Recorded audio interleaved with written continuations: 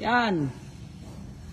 Magdamag yan sila nakahawak ng tali. Mula gabi pa yan. Pagkatapos ng ulan.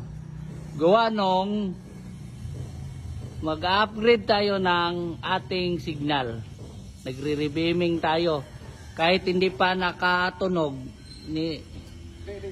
nire-rebeam na. Yan.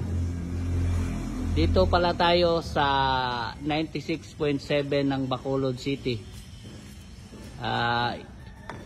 Hirap ba i-rebeam? Engineer? Hirap? Hirap. Lalo pag wala kang ano. Wala Tagala ba? Sino nagturo na? Sino nagturo? Turo mo nga. Ayun ang nagturo. Liit ng daliri. Isa lang ang nakaturo. Yung tatlo nasa kanya nakaharap.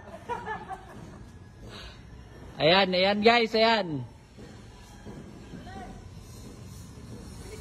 Ano?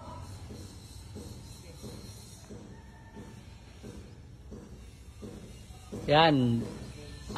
Para sa kalaman ng lahat, dinagdagan pa namin ng 2 patong kasi naiiksian kami. Hindi abot ng ano, di abot ng trasya ang aming signal.